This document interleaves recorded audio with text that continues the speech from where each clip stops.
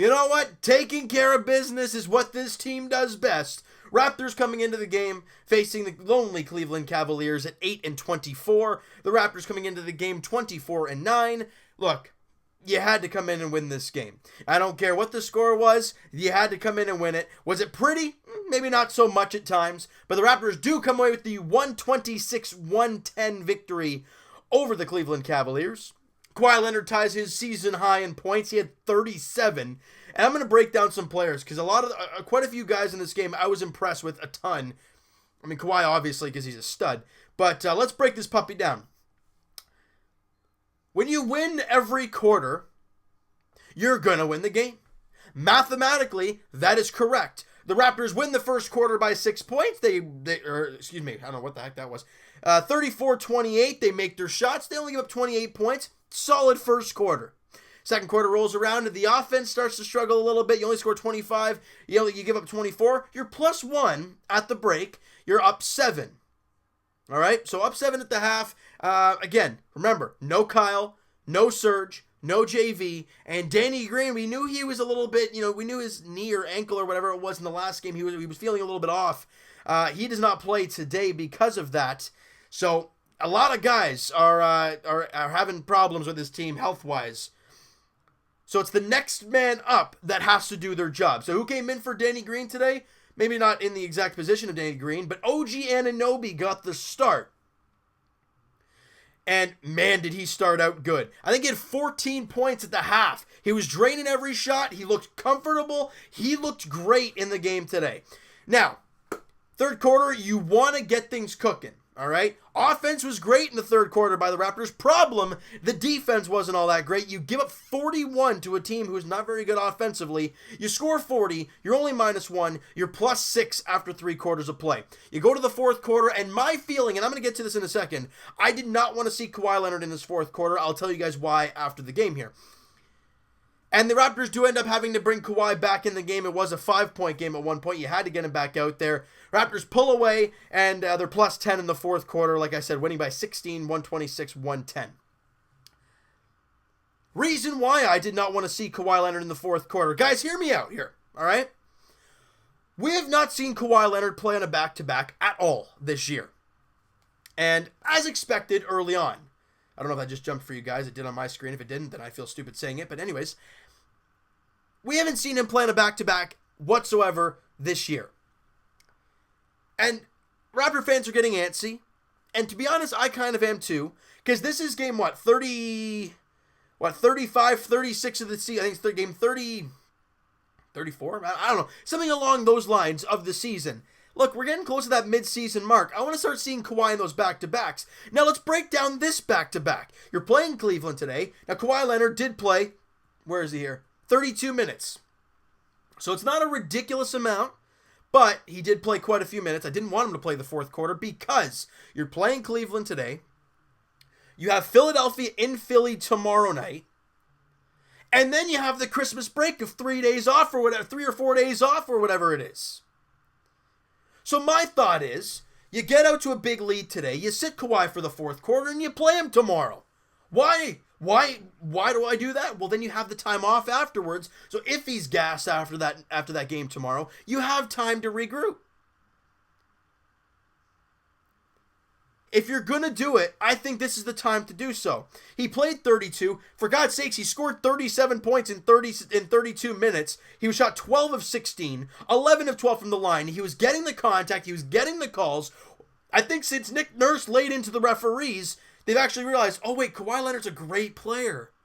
Maybe we should pay closer attention to... No, I'm spitting all over the place. Maybe we should pay closer attention to this.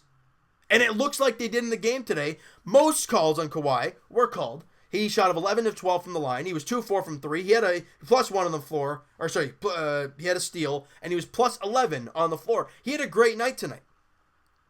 But my feel is that he should play tomorrow against Philly. Now, we heard in the broadcast, well, they haven't ruled it out. Yeah, we've heard that every time. But my feeling is he should play in the game tomorrow. The fact is, he only played 32 minutes today, so he wasn't overly taxed. And you play in Philly, a good team tomorrow. You're not going to have Kyle Lowry. So are you really just going to give away the last game before the break? Mini break?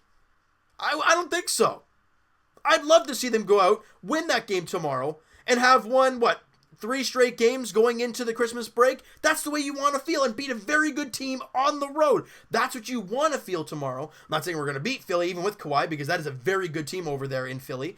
But you want to give your team the best chance to win, and that, having Kawhi play, is your best chance to win.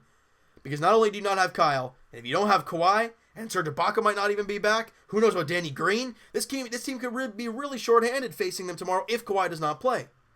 I want him to play tomorrow, period, end quote. All right? Now, I want to talk, like I said off the top, I was going to talk about some certain players who had great nights and deserve some recognition. First off, we all know OG had a great night. 21 points, 8 rebounds on 9 of 14 shooting, 3 of 7 from 3, and +2 on the floor. What did we see from OG today? Well, you saw early on, first off, he got the start. We haven't seen that much. He got the start. He was making his shots early. So what does that do for the rest of the team? Well, he's hot. Let's keep feeding him. As we've seen in past years from JV, when he gets red hot to start, you just keep going with him, and then Dwayne Casey's like, yeah, we're going to get away from that. Okay. Didn't make sense why that all happened, but with OG, you got him hot early. You kept him rolling. Like I said, I think he had 14 at the half. He ends up with 21 points, like I said, and 8 rebounds. Great night for OG. Season high in points. He looked fantastic.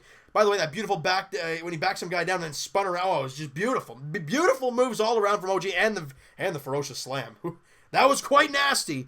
Pascal Siakam had a rough night shooting, yet he still had a double-double of 15 points, 10 boards, shot 6 of 17. He did knock down 2 of 5 from 3, had a couple steals, and he was a +17 on the floor. He did a great job. Fred VanVleet played 38 minutes. I didn't realize this until he checked out and they said he played 38. I'm like, my God. Freddie, attaboy. 14 points, 8 assists, 5 rebounds on 6 of 10 shooting, 1 of 2 from 3. He had 2 steals and a block, and he was a +19 on the floor. Fantastic job by Fred VanVleet there tonight. DeLon Wright with 8 points, 4 boards on 3 of 9 shooting. He was horrendous to start the game shooting, but he got it as he was going.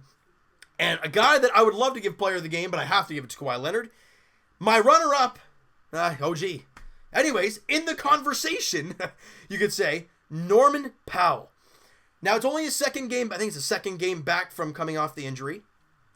And we saw this start the year, the energy he was bringing. And that was nice to see. Then he went down with injury, and we're like, damn, that is such a shame because he was having a great start, and you wanted to see him get in a rhythm. What did we see here today? Well, first things first, he looked fluid in his shot, and he was not forcing anything. I'm going to fast forward right near the end of the game. Powell drives, and there's 2 guys draped all over him on the inside. Last year's Powell would have tried to go up with that shot, but instead, he jumps and sees Siakam in the corner, rifles the pass to him, and he hits the corner 3. The difference between Powell this year compared to last year is he is not forcing anything. He's letting the game come to him. I mean, I think last year, the size of his contract, the amount of money he was making, he thought he probably should have done a lot more, and he was putting a lot of pressure on himself, trying to do too much, as we said all season, and it just didn't go well. And I think this year, he's taking a step back and going, okay, what can I do to help this team? And tonight was a perfect example. 11 points, 3 boards, 3 dimes, 26 minutes of work, 5 of 7 shooting, 0 of 2 from 3, but he was very efficient from the field, 1 of 2 from the line. He had a steal. He was a +4 on the floor. I think he did a great job defensively. I loved Norman Powell in the game today. I'm a huge Norman Powell fan. That's why it was so tough to watch him last year.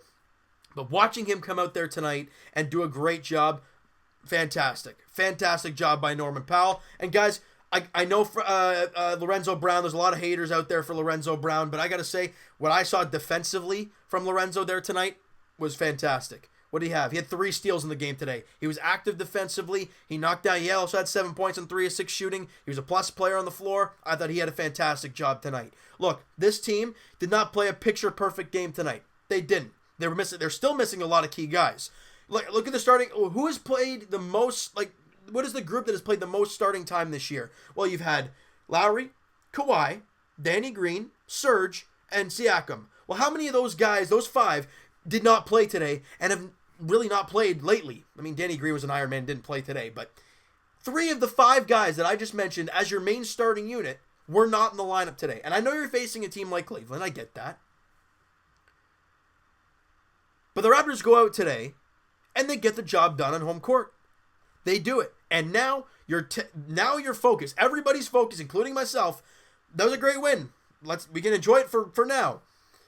But my focus now turns to tomorrow night in Philly, 7:30 tip-off. Look, the Raptors have beaten Philly both times at Scotiabank Arena. That's great. I think we beat them both times, right? I don't know, guys. I'm just going to check that out here live here. Philly at home. Yeah, 113-102, and then we crushed them in the first game of the year. That's great when you can do it at home. We've seen this Raptor team be a really good road team. But who are we even going to see tomorrow? And that's, I think, from game to game, that's really been the question mark for this team. Are we going to see Kyle? Well, probably not tomorrow. You're not going to see JV. Is Ibaka going to be ready to go? I don't know. Is Danny Green going to be ready to go? I don't know. So there's a lot of question marks, going into tomorrow's game. But all we can do right now is enjoy the win today. You've now won 2 straight games, and now you go into Philly looking start the Christmas break on a good note. And continue to roll. By the way, guys, any hardcore Raptor fans who dislike the Boston Celtics, who I assume most Raptor fans do, they are getting obliterated by the Milwaukee Bucks, 74-56 right now in the third quarter in Boston. Look, Milwaukee's the real deal. I'm not going to sit here and say that they're not, because they're the real deal. Giannis is a freak. They got a lot of other guys who have contributed. They're a solid team. Ideally, they have the same amount of losses as the Raptors. We've just played more games and won more games. They're a solid team, and they're crushing Boston tonight. Boston, if they lose tonight, that's their 3rd straight loss, so they're down by 15 now. But incredible. It's baffling, right? You have Kyrie and Gordon Hayward back full strength, and they're not doing so well. So, for the Raptors, we sit back and enjoy right now, but you've turned your focus now to Philly tomorrow night, all right? So, guys, that is going to do it for this one. You guys enjoyed this video, and you guys enjoyed the win today. Smack that like button. I do appreciate that. Hit the subscribe button if you guys have not already. Comment down below. What'd you think of the game? Who's your MVP? And also, I'm going to put a little twist on this. If you guys are still watching the video, I applaud you. Who's your MVP is one, and who impressed you the most? It's a different question. Kawhi didn't really impress me tonight. We've kind of gotten used to seeing this, and man, is it still fun to watch. But I think OG impressed me, and Norman Powell continues to impress me on a consistent basis. But who's the guy that really stood out to you as he had a really good game tonight? I want to hear what you guys have to say, As much as Pascal Siakam didn't have his shot going, yet he still had 15 points. Defensively, he was fantastic, active hands and everything. I think he had a great job. This team, it was a team victory tonight. And you want to take that into tomorrow against Philly, all right? So, guys, like I said, all that great stuff. And Evan and I will talk to you guys probably January 2nd podcast edition. It hasn't been confirmed yet. No podcast next week because it's all Christmas break. And we're going to give everybody a chance to spend time with their family and all that great stuff.